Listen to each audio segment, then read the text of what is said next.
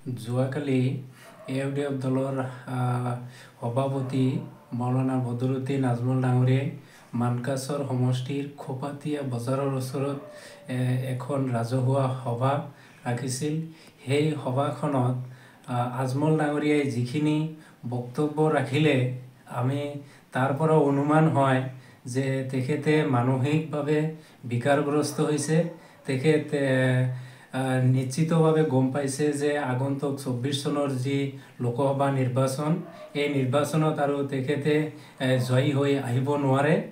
তাৰ কাৰণে তেখেতে শংকিত হৈ আমাৰ অসমৰ প্ৰাক্তন মুখ্যমন্ত্ৰী তৰুণ গগৈৰ ওপৰত বিৰূপ মন্তব্য কৰিছে আৰু তেখেতৰ পুত্ৰ গৌৰৱ গগৈ ডাঙৰীয়াক লৈও যিখিনি মন্তব্য কৰিছে তাৰ পৰা গম পোৱা যায় যে তেখেত মানসিকভাৱে সম্পূৰ্ণৰূপে সুস্থ নহয়।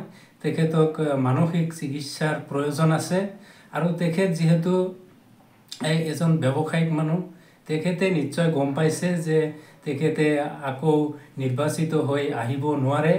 তেখেতৰ ৰাজনীতিৰ যি মূল আহিলা আছিল, যি শক্তি আছিল, তেখেতে জৰা ফুকাৰ ৰাজনীতি কৰিছিল।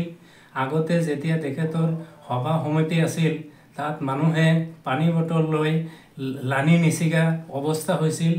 ষ্টেজৰ সন্মুখত অকল পানীৰ বটলে আছিল। তেতিয়া আজমল চাহাবে নিশ্চিত হৈছিল যে তেখেতে জয়লাভ কৰিব, কাৰণ মানুহখিনিয়ে যেতিয়া তেখেতৰ পানী পৰা খাই আছে মানে তেখেতকে ভোট প্ৰদান কৰিব। কিন্তু যোৱাকালিৰ যি ৰাজহুৱা সভা আছিল সেই সভালৈ কোনো মানুহেই পানী বটল লৈ অহা নাছিল। মাত্ৰ 2-4 জনেহে পানী বটল লৈ আহিছিল। সেইখিনিতে তেখেতে শংকিত হৈছে যে তেখেতক আৰু ধুবুৰীবাসী ৰাইজে নিৰ্বাচিত নকৰে। সেইকাৰণে তেখেতে শংকিত হৈ আমাৰ কংগ্ৰেছী নেতাসকলৰ ওপৰত তেখেতে এনেকুৱা বিৰূপ মন্তব্য কৰিছে বুলি আমাৰ অনুমান হয়। আমি তেখেতক অনুৰোধ জনাইছোঁ, আপুনি এনেকুৱা বিৰূপ মন্তব্যৰ পৰা বিৰত থাকি আপুনি মানসিক চিকিৎসা আগবঢ়াওক। আৰু যদি আপুনি সেইখিনি সমৰ্থ নাই তেনেহ'লে আমাক কওক, আমি NSY আৰু যুৱ কংগ্ৰেছীয়ে আপোনাক সেই মানসিক চিকিৎসা কৰাৰ কাৰণে যিখিনি ব্যৱস্থা গ্ৰহণ কৰিব লাগে আমি আপোনাক কৰি দিম।